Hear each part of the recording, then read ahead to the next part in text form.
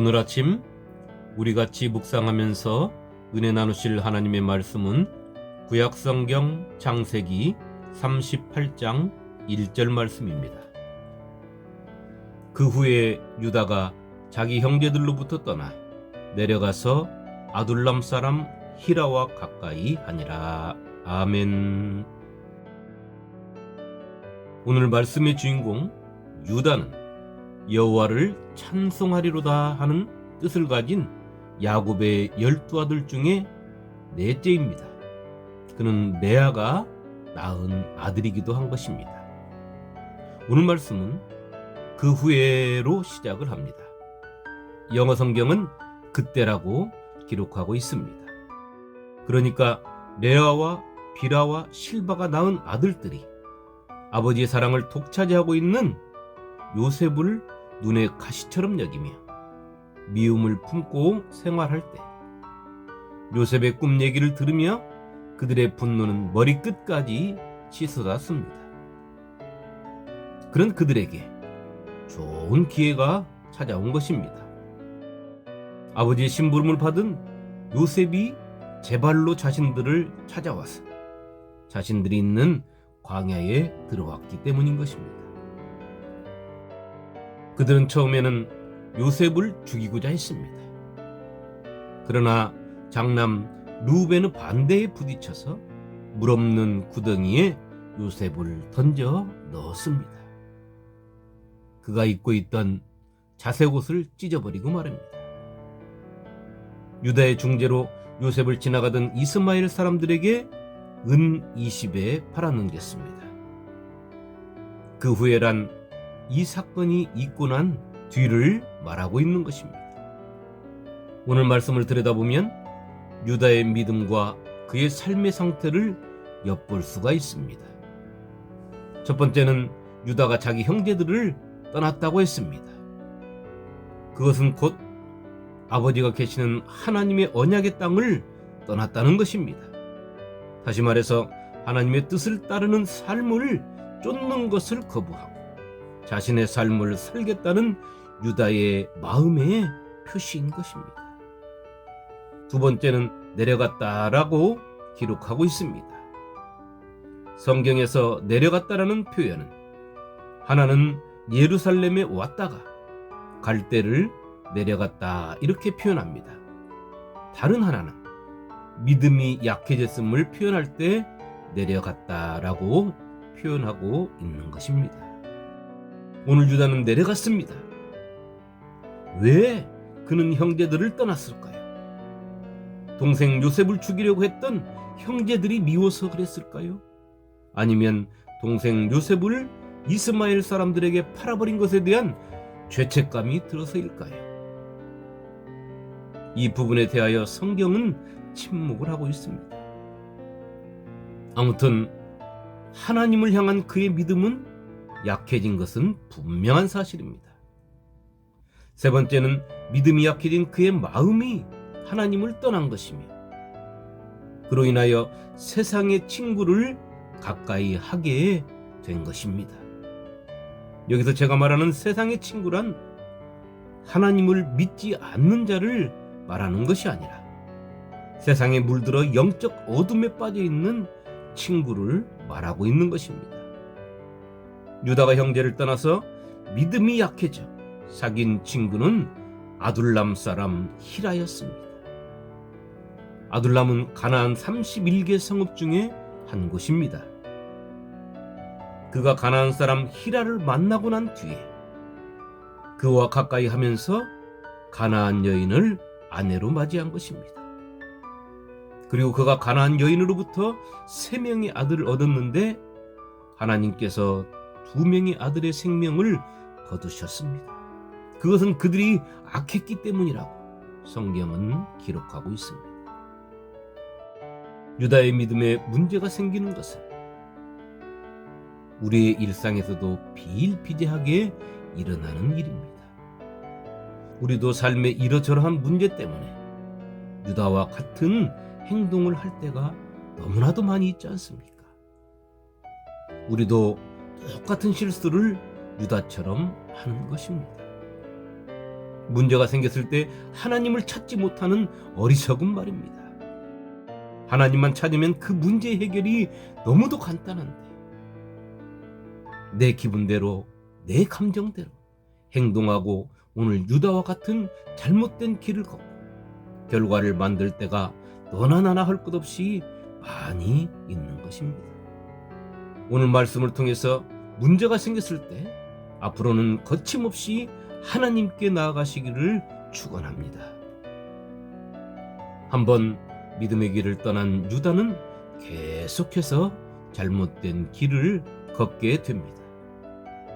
그 당시 이스라엘의 법에는 형제가 죽고 그 아내가 남으면 그 형이나 동생들이 그 형수나 제수를 맞이하여 그 형이나 동생의 자손이 끊기지 않도록 하는 제도가 있었습니다. 형제가 없으면 가까운 친척까지도 말입니다. 그런 제도의 이름을 고엘 제도다 이렇게 말합니다. 이것은 기업 물을자를 말하며 이 기업 물을자를 통하여 분배받은 땅을 영구히 보존하고 각 혈족을 유지하며 억울한 일이 발생하면 그 억울함에 대한 복수까지도 책임을 지게 하는 제도인 것입니다. 성경 속에 대표적으로 등장하는 고엘 제도의 인물들이 다윗 왕의 계보에 등장하는 보아스와 룻입니다. 그런데 오늘 유다에게 이런 일이 발생한 것입니다. 첫째 아들이 죽음을 통하여 둘째 아들이 기업 물을 자의 역할을 감당해야 했습니다. 그런데 이 둘째 아들이 잘못된 마음을 먹고 이 책임을 감당하지 않았습니다.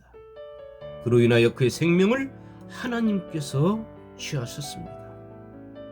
졸지에 유다는 두 아들을 잃은 것입니다. 유다는 인간적인 생각이 들었습니다. 하나 남은 아들 세라의 생명을 걱정하게 된 것입니다. 그리하여 며느리 다말을 친정으로 보내면서 아들이 아직 어리니까 저 아들 세라가 커서 성장하게 되면 너를 부르겠노라 이렇게 핑계를 댄 것입니다. 세월이 흘렀습니다. 막내 아들 셀라가 장성하여 기업 물을 자의 역할을 감당할 때가 되었습니다. 그런데도 아버지 유다는 며느리 다말을 부르지 않았던 것입니다. 다말이 창기로 변신을 하고 시아버지를 맞이했습니다. 이 사건을 통하여 며느리 다말은 시아버지 유다로부터 쌍둥이 형제 베레스와 세라를 얻게 되고 유다는 그 사건을 통하여 자신의 잘못을 인정하게 됩니다. 유다가 그것들을 알아보고 이르되 그는 나보다 옳도다. 내가 그를 내 아들 셀라에게 주지 아니하였음이로다 하고 다시는 그를 가까이 하지 아니하였더라. 창세기 38장 26절 말씀입니다. 성도 여러분, 오늘 유다의 모습을 보면서 무엇을 느끼십니까? 유다는 유다 족속의 시조입니다. 야곱의 12아들 중에 육체의 장자는 루벤이었습니다. 그러나 그 루벤은 아버지 야곱의 여인을 취한 사건을 통하여 그 장자권이 요셉에게 넘어갔습니다. 그렇게 요셉은 아버지의 죽음을 총괄했으며 아버지의 유언을 따라서 아버지의 시신을 조상들이 묻힌 그곳에 묻은 것입니다. 그러나 믿음의 장자권은 유다가 받았습니다. 제가 어릴 때 할아버지나 아버지께서 족보 얘기를 참 많이 하셨음을 기억합니다. 그리고 그 족보에 대하여 아버지께서 저에게 가르쳐 주시던 것도 기억이 납니다. 그런데 그 족보 속에 오늘 유다와 같은 삶의 모습이 담겨져 있다면 그 얼마나 낯 부끄러운 기록이 되겠습니까? 한 집안의 족보도 그런데 성경 속 유다는 그를 통하여 다윗 왕도 또 남유다의 왕들도 그리고 예수님까지 등장하니 믿음의 조상의 계보를 잇는 인물로서 이 내용은 유다에게는 뼈아픈 기록이 아니겠습니까? 성도 여러분, 하나님께서는 유다의 잘못된 삶도 그대로 인정하시며 그 속에서도 믿음의 계보를 있게 하셨습니다. 그 속에는 유다의 뼈아픈 회개가 있었음은 두말할 것도 없는 것입니다. 그의 믿음이 회복된 것은 유다가 아버지 야곱에게 드린 말씀에서 찾아볼 수 있습니다. 유다는 베냐민을 애굽에 보내야 하는 걱정에 쌓인 아버지 야곱을 향하여 이렇게 말씀을 드렸습니다. 유다가 그의 아버지 이스라엘에게 이르되 저 아이를 나와 함께 보내시면 우리가 곧 가리니 그러면 우리와 아버지와 우리 어린 아이들이 다 살고 죽지 아니하리이다. 내가 그를 위하여 담보가 되오리니 아버지께서 내 손에서 그를 찾으소서. 내가 만일 그를 아버지께 데려다가 아버지 앞에 두지 아니하면 내가 영원히 죄를 지리이다. 창세기 43장 8절로 9절 말씀입니다.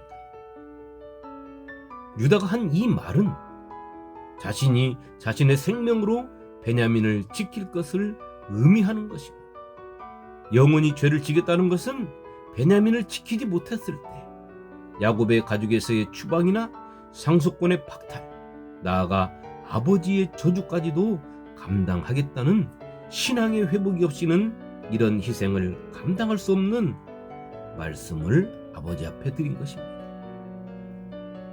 우리도 내 가정의 믿음의 조상일 수도 있고 믿음의 계보를 잇는 자일 수도 있습니다. 그런 우리가 내 믿음의 촉보의 내용에 오늘 유다와 같은 삶의 내용을 기록한 것을 봐야 하며 하나님 앞에서 내 스스로 고백해야 한다면 그 시간은 참으로 나에게 힘든 시간이 될 것입니다. 우리는 누구나 하나님 앞에 서야 됩니다. 그리고 내 입으로 내 삶을 하나도 빠짐없이 말씀드려야 하는 시간이 남아있음을 기억하시기 바랍니다. 사도 바울도 로마서 14장 11절로 12절에 그렇게 기록했습니다.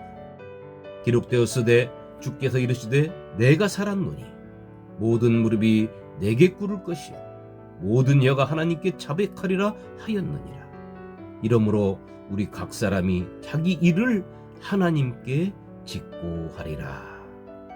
믿음의 삶을 살지 않은 세상 속 내 시간이 길어지면 길어질수록 하나님 앞에 설 때 우리의 등에서는 얼마나 많은 식은땀을 흘려야 할지 생각하면서 오늘 하루도 내가 가는 길이 믿음의 형제들을 떠난 자리인지, 내 발걸음이 믿음에서 멀어져 내리막길을 따라서 내려가고 있는지를 살펴서 하나님을 향하여 발걸음을 돌리고 힘차게 올라오시는 발걸음이 되기를 주님의 이름으로 축원합니다. 아멘.